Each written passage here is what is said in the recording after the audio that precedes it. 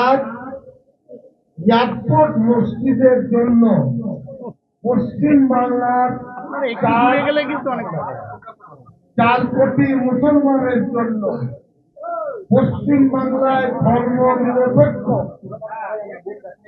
কথা বলবেন, ধর্মনিরপেক্ষ গণতান্ত্রিক দেশপ্রেমিকের জন্য একটা কালা দিবস। অসংখ্য অসংখ্য অমুসলিম ভাইরা টেলিফোন করছে, সাহেব কালকে আমাদের মন্দিরে তো বন্ধ করে দিতে। আমরা অত্যন্ত শান্ত,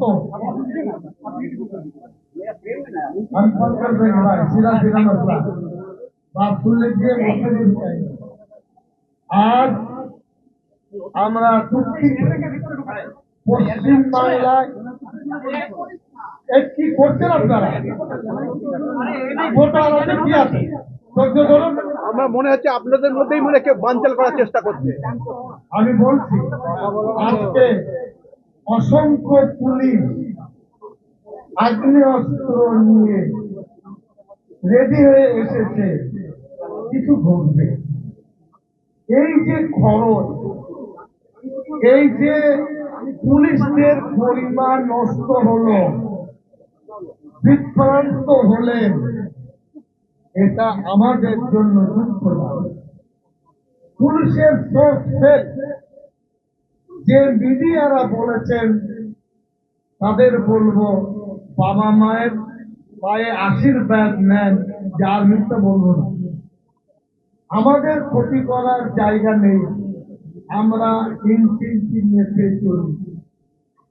আমরা এই মসজিদের বিষয়ে 24 থেকে 25টি 2004 সাল থেকে এ পর্যন্ত তথ্য এয়ারপোর্টের সাথে লেনদেনের আছে, সেটা প্রমাণ আপনাদের দেব না, সময়।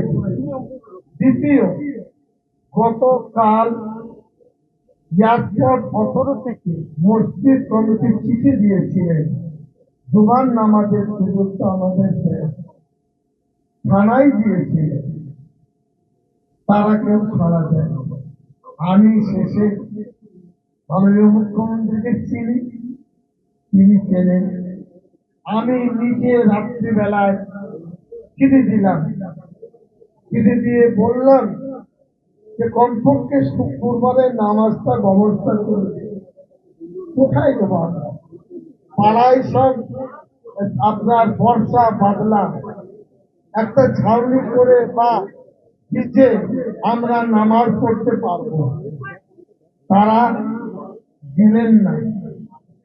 এটা কেন জানি না, এটা তাদের হঠকারী সিদ্ধান্ত। গতকাল রথযাত্রায় সারা কলকাতা তোলপা, আমরা খুশি হিন্দু ভাইদের রথযাত্রা, রাস্তার উপরে রথযাত্রা, পুলিশ প্রশাসনের সহযোগিতায় রথযাত্রা। আর বাংলার মুসলমান বাঁকড়া এমন অপরাধ করেছে, শত শত সশস্ত্র পুলিশ তাদের ঘাড়ের উপরে জুমার নামাজ পড়তে দেব না। এটা খুব দুঃখ, এটা বেদনা। আমরা আশা করি, আমরা চাইছি এয়ারপোর্ট অথরিটি মসজিদ খুলে দিক। গতকাল মুখ্যমন্ত্রী কোন একজন প্রিন্সিপাল সেক্রেটারি কোন একজন ব্যক্তির মাধ্যমে যোগাযোগ করেছেন, আমি উত্তর দিয়েছি। আমি বলিনি যে সিএম এর সাথে কথা বল, সিএম ব্যস্ত আছে। আমার জানা ছিল না যে আজকে হোম মিনিস্টার তিনি রাজ্যে আসবেন, কিন্তু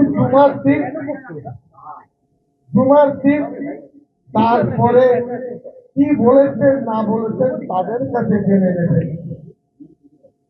আপনারা তাদের কথা আমাদের জিজ্ঞাসা করবেন। আমাদের সিদ্ধান্ত আইনের রাস্তা খোলা। এক, দ্বিতীয় হলো